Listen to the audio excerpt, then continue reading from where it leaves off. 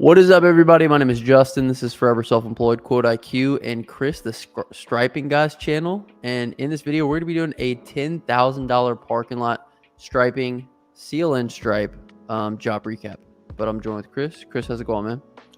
What's going on, Justin? Thanks for having me on the channel.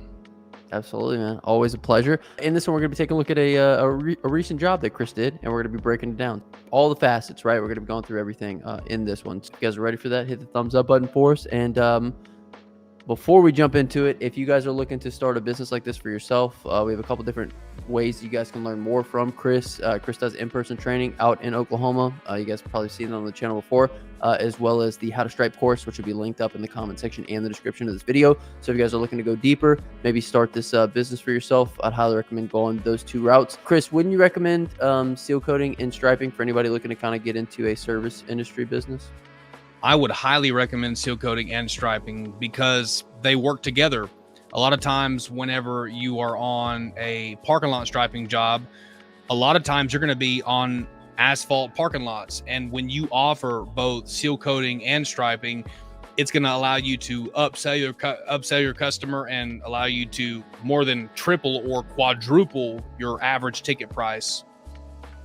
Absolutely. Absolutely. So, yeah, if you do pressure washing, it's an excellent add-on. So if you guys are interested in any training information, check it out. It'll be the first link in the comment section and the description. But let's go ahead and jump right into this one. So first and foremost, Chris, how did you get this job? It was funny how I got it. Initially, this customer called me at the beginning of this year. In January, I was at the grocery store and I got a random call from somebody that was interested in getting some crack fill seal coating and striping done at their property. Of course, since it was in the off season, it wasn't too pressing. There weren't a lot of quotes to go out and do. So I initially told the customer I would go to the property, draft up some numbers, get them something put together, and then send it out within a couple of days. I sent out the quote and I didn't hear anything back. And usually when you don't hear anything back, the first thing that comes to your mind is I probably got price shopped either by a competitor or they found a cheaper price, whatever the case may be. So I followed up a couple times, didn't hear anything back. That was the end of it. And then 6 months later, whenever I was handing out some seal coating flyers for both commercial and residential properties, I was like, well, this property is only a couple miles away from my house. What I decided to do was drive past the property, see if anybody had serviced the parking lot. And to my surprise, it hadn't yet been serviced. Parking lot was getting worse. That's whenever I just walked up and put one of our flyers in between the door. And then 2 days later, that's when I got the call about picking up the quote again, even though it had been 6 months later. You kind of had to fight for this one a little bit. They called you out first and foremost. You know, you had to go pass out the flyer to ultimately get back in front of them. With regards to follow-up, do you have any kind of like procedure in place for your follow-ups? Yeah, what I do whenever I'm trying to follow up with potential customers, I stay on them, especially if they call me wanting me to go out there and look at the property. If they want me to waste time and effort, energy, finances going out, touching the property, measuring the cracks, measuring the asphalt, looking at the striping, and then if I send off the quote and then don't hear anything back, that's whenever I just consistently follow up. Because if they're going to waste my time and then just go with someone else, then I will follow up with them until they tell me that they have pursued other options. So it's no different in this case. I mean, I followed up, didn't hear anything back, followed up, didn't hear anything back. And since I didn't hear anything back, I thought, well, I'll just put one of these flyers in the door and then make contact with them that way. And to my surprise, it worked. So, Chris, I mean, what kind of shape was this parking lot in whenever you went out there and took a look at it? You know what I mean? It doesn't look like it was very good. You know what I mean? Yeah, when I first went out there to give them the initial quote in the beginning of the year, it was in pretty bad condition. But the parking lot just deteriorates over time, especially when it goes unrepaired. And that's what happened in this case. Whenever I first touched the property in January, and gave them a quote, whenever I went back out there later on, in the season, the parking lot had grown worse. Weeds had grown through the cracks, and it just got in worse condition. Okay, excellent, man. Yeah, this one took a little bit of perseverance to land it. Let's get to my next question. Chris, with regards to pricing, any tips you can give us on pricing these big jobs? Is it something you had to kind of figure out, or? Well, on pricing when you only offer, let's just say, for example, you only offer striping and then you're having to, subcontract the seal coating, then you're going to have to be a little bit more conservative as it pertains to orchestrating prices, who you're going to call. You might have to call a couple of people. If you only do striping, you might have to find a company to outsource that does seal coating. But when you offer both services, it really helps you to make more money, because in this particular case, I was a lot more expensive for the seal coating. And since I was more expensive on the front end for the seal coating, on the back end, I was able to charge less for the striping in order to get the job.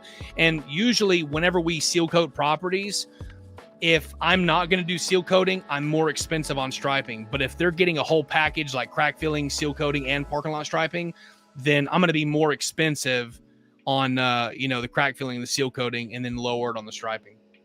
Excellent, man. Excellent. And Chris, you had said that it had taken some time to get this job, right? So like, yeah, that first contact point, a few months went by, you hit them with a flyer, ultimately they give you a call, you got the job. How long does it typically take in between that first contact, going out there and, doing the quote, and then to them actually being like, let's go ahead and get it done? Is it usually like a buffer time in between there? Yeah, I would say that it requires patience. I mean, when you're first getting started and you're trying to acquire customers, you're trying to land those larger jobs and reoccurring contracts, that it's going to require some patience, because you have to, number one, you have to position yourself in such a way to where they're even interested in using you.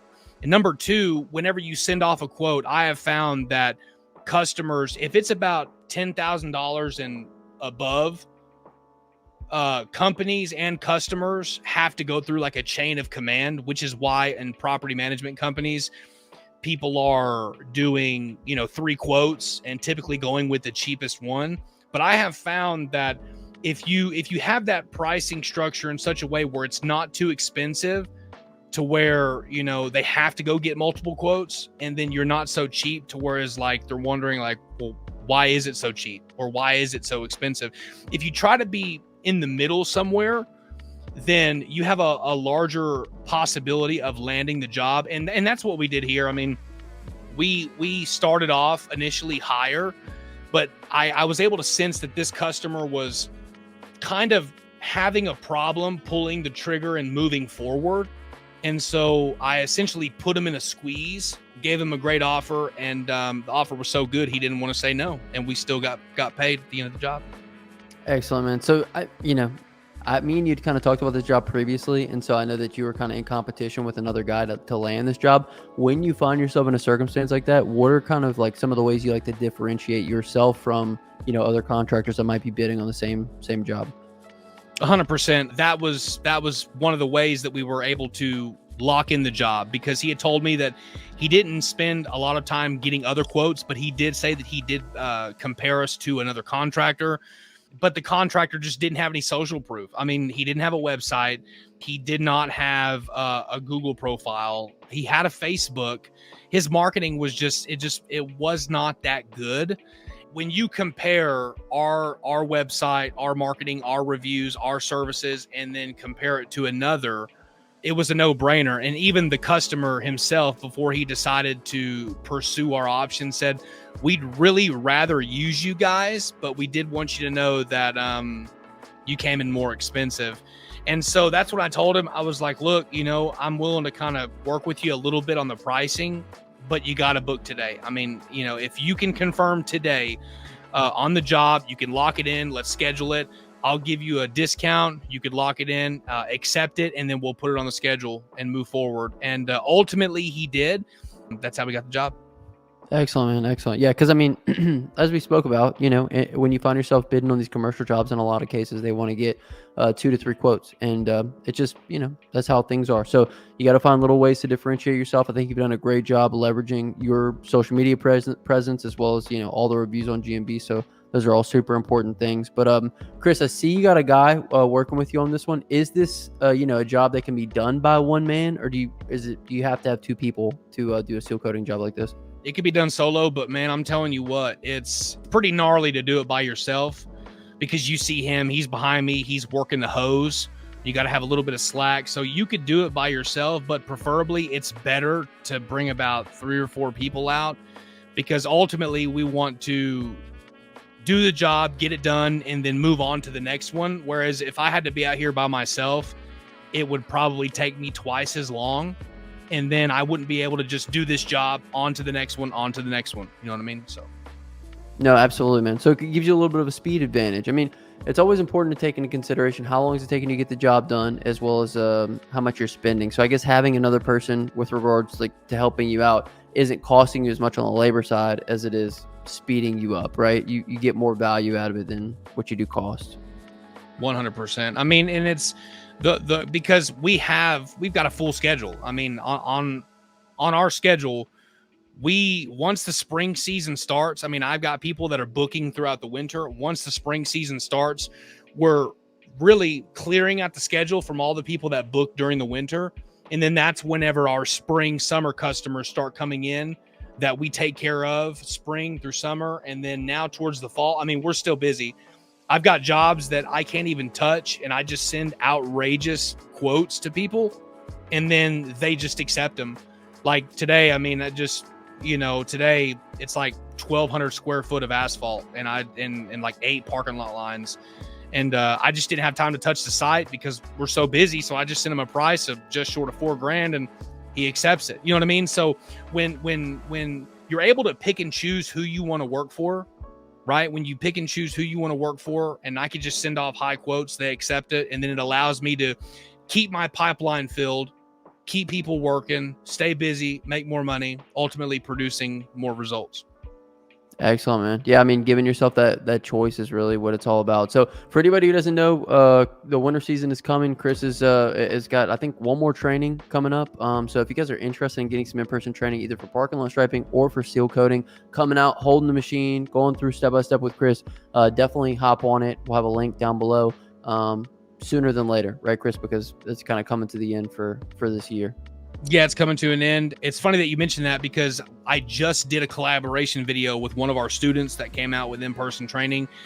The guy's already doing a phenomenal job. And that's one of the things that I talked to him about in our video, was how that this course came out, 6 months ago, and it's already producing multiple 6-figure earners. We're getting testimonials back from guys who have done, who have gotten how to stripe, who have done in-person training. I mean, there's one guy that is out in Missouri that is selling jobs like crazy. And once you have the skill set available to you, then you're able to capitalize upon the skill set that you have, and then leverage that skill set to get more customers, make more money, and produce more results. So I would highly recommend that somebody invest in that in-person training. Absolutely. So we'll have that linked in the comment section description. But Chris, how long did this whole job take? I mean, it's kind of hard for you guys to see. This is a big parking lot. This is just one side of the parking lot. There's actually a whole other side. But in total, how long did it take? Man, to be honest, this job was a mobilization nightmare. Initially, it should have just taken 3 days max. I mean, 1 day to crack fill, prep and crack fill, 1 day to seal coat, and then let it cure for 24, 48 hours, and then another day to stripe. So 3 days at most, with 2 days of cure for cure time. When I initially got the job, we scheduled it, and then it was at a church. One of their members died. So the family had to host a dinner event. And so I had half of the parking lot blocked off, and they said, hey, can we put the project on hold because one of our people, needs to occupy the facility. And I said, okay, that's fine. Not a big deal. Of course, I'm trying to accommodate their needs. So then we come back, and then after that, then they said there's going to be voting. Another problem. Then people had to do voting. So I guess some elections were going on or whatever, but the facility had to be occupied for voting. So then it pushes me back another week. Not that we couldn't get the job done. It was just that unforeseen events were coming up. So in total, this project it was about 11 days. Now, we didn't work on it 11 days. It took about 4 days. In total, it took about 11 days from start to get paid, which is kind of frustrating, but ultimately, like, my customer was satisfied. So I would rather prolong completion and go work on another project than to get frustrated with my customer over not being able to make the money as fast. Because like I said, we've always got something that we can go and do. I mean, I could put somebody on something else, or I can go do something. So either way, if we're not working on this job, we're going to be working on another one. Absolutely. And Chris, how do you manage that, man? Because like obviously, they probably have services on Sunday. They probably needed to utilize the parking lot within that time frame. So how do you manage that kind of stuff? Well, what I'm trying to do essentially, whenever I'm on the job, I know that they're going to have services on Sunday. I'm trying to hit that parking lot. I forgot even to mention that. I mean, and their church services. So I'm trying to hit that parking lot on Monday afternoon. And then by Wednesday, they're filling up half the parking lot. And then, by the next church service, I'm trying to have that complete side done. That way they can at least occupy half of the building, because it's a relatively big church. I mean, they're pushing 80 to 100 on Sundays. So, if you only have 30 parking spaces, but 50 cars, you're running into trouble. But ultimately, we want to keep them off of the asphalt for as long as possible, because we want to make sure that it cures properly. We give them the best results. So not only is it a mobilization nightmare, but really just scheduling and then time management as well, because we do have deadlines, and we have to make sure that we produce a quality result in the shortest period of time, and to give them the best outcome. So. Absolutely. This is a good, look at what the other side of this parking lot looked like. This was a big job. So, $10,000 like we talked about. And obviously coordinating is one of the most difficult pieces. That's why you got to be really good with communicating with your customers. Wouldn't you say so, Chris? It's like a skill that you kind of had to develop. 100%. And to be honest with you, man, it really comes from serving and waiting tables. You know what I mean? Like working in a fast food environment. I can remember, man, like whenever I was working in a fast food place, I mean, it sucked because you really had to be nice to people who were in a bad mood all the time. But it really teaches you like customer service and understanding where people are. And it really just kind of gives you a leverage point, because at the end of the day, like I want my customer to be satisfied. Like, I mean, I want these people to spend $10,000 with me 3 years from now. And so, you're faced with a decision. Am I going to be rude to this customer who's already trusted me enough to allow me and our company to service their parking lot? Am I going to treat them like crap because unforeseen circumstances, voting, family member died? You know what I mean? Like, it's not worth it for me to upset a customer in order to increase profitability a couple days sooner, because like I said, we can always go do something else. So ultimately every time, and I feel bad for the guy, because he'd say, Chris, I'm so sorry, dude. Can we please push it back? And I would say, no problem at all. Take care of what you need to take care of. And I just told him up front, because I want you guys to use me in 3 years from now. Like when your parking lot needs to be serviced again, I want to be the people that you call. And so I believe customer service is very, very important, because ultimately, like, it's not about just, if you can have great branding, great service, great marketing, but if your customer service sucks and your customer relations are horrible, then people aren't going to want to use you in the future. So I try to provide a well-rounded service everywhere. So. Absolutely, man. Absolutely. Now, Chris, did anything go wrong on this job? Was there, besides obviously the hangups with, scheduling and having to figure all that stuff out? Yeah, something did go wrong. As I said earlier in the video, we initially gave them the quote at the beginning of this year. What had happened was I didn't go back out and check this property last month whenever we started this job. So January, February, March, April, May, June, July, August. So 8 months passed by before I actually looked at the site and examined it as if I was going to service it. Remember, I just passed by and stuck a flyer in the door. I didn't look at the property again and go, man, it's really gotten worse since last time. If I do get it, I'm going to have to increase my price, right? So that was probably the worst thing, is that I did not do another site assessment. I just was like, hey, if you want to get on the schedule, I'll give you another discount. Let's book, and then let's get it taken care of. Because ultimately, water gets in the cracks, and then when water gets in the cracks, it freezes, and then when water freezes, it expands. It causes larger cracks, developing potholes, alligator cracking. I found whenever I went back to the site, you don't see it in this video because this was a multi-phase project, but in the other part of the seal coating footage, there was grass that was overgrown, and these cracks, an inch and a half. We had to take a shovel to it and then, peel it back just to get it off of the surface. Yeah, I didn't do a site check again to make sure that, hey, did the parking lot get worse over time? Which it did, but I priced it in such a way to where the supplies still covered it, because I always give myself a little bit of cushion. So the supplies and labor covered it, and I walked away with the same exact profit margin that I had originally expected to get.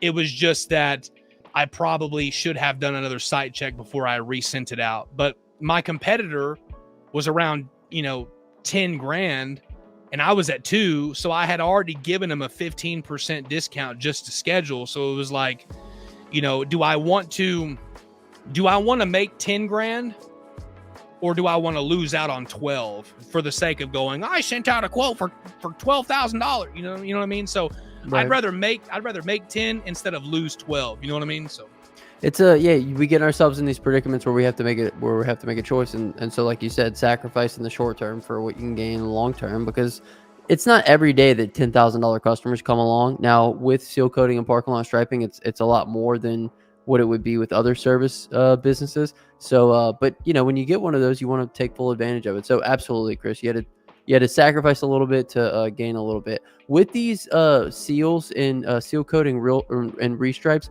are you able to see the line underneath the seal coat, Chris? Are you gonna have to or do you have to repop all these lines?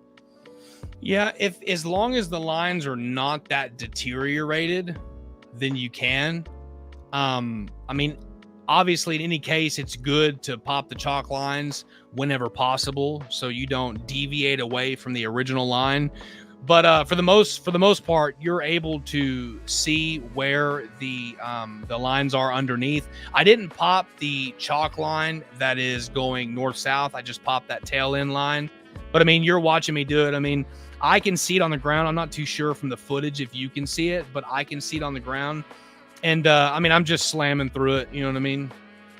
Absolutely. So, Chris, you would say that the seal coating obviously takes a lot longer than the striping aspect of the job, right? Yes, sir. Yeah, the seal coating does take a lot longer, but the hard part is the prep. You know what I mean? Because you're adding a service, you're learning more about it. You know what I mean? Like the hard part that I have found is the prep, because you get so many jobs where it's booked on the schedule and you're thinking like, man, I got to hurry up and get this done. I got to get this done. And so I think prep work is the most time consuming, because once you prep, you clean the cracks, then you fill them. And then once you fill the cracks, then you start seal coating. So I don't know if you've seen in the footage though, but like on day one, we spent 6.5 hours, 7 hours prepping. And then less than, setting up the tank, less than about 45 minutes in actual sealing. So the prep work is the most time consuming thing, because we want the product to adhere properly. And if the surface is not prepped, it's not going to stick. Absolutely. Yeah, definitely one of the most important pieces that we've spoken about. So, Chris, we talked a little bit about everything on this job.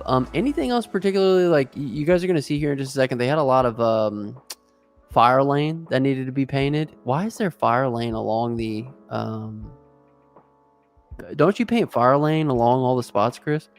Yeah, so what was particularly interesting about this is that the fire marshal had given them a fire lane code violation, and the state that we live in, especially the municipality that I live in, they're starting to, and I like it. They're starting to fine business owners for not having fire lane, and they're essentially forcing them to adhere to the codes that they pass. And I've been getting jobs like this all year long, and that was one of the things. They were like, "Hey, we got a fire lane code violation. Is there any way you could please add some fire lane around?"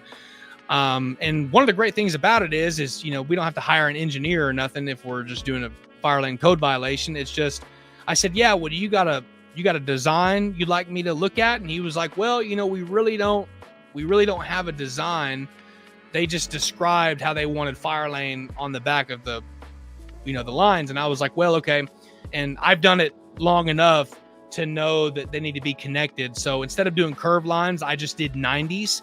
So you essentially, you know, there's 2 points of entry on the property right here and right here.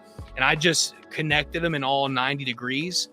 Yeah. And they loved it, man. I'm telling you what, like, they paid me the day after I did it. They were very, very satisfied. Absolutely. I mean, it looks super clean. I mean, like, just, I mean, I don't think Chris has the before and after in this video footage, but oh my gosh, man, talk about night and day with regards to their parking lot. I don't have the before and after. Like, I don't have the before drone footage, but I have the completed product at the end of this video. And dude, I'm not going to lie. I looked at this job probably like 4 times. You know what I mean? I just opened my phone and just looked at the before and afters because it was so drastic. Right. So many times. And not only that, but like, my customer was satisfied. And that really means the most, because you could be the best. And I mean, you could be the best at marketing, the best at striping, but if you suck at dealing with customers, you might be able to get them that one time, but they're not going to use you the next time. Think about it like this. This isn't just one property owner too. This is a church with about 80 to 100 people.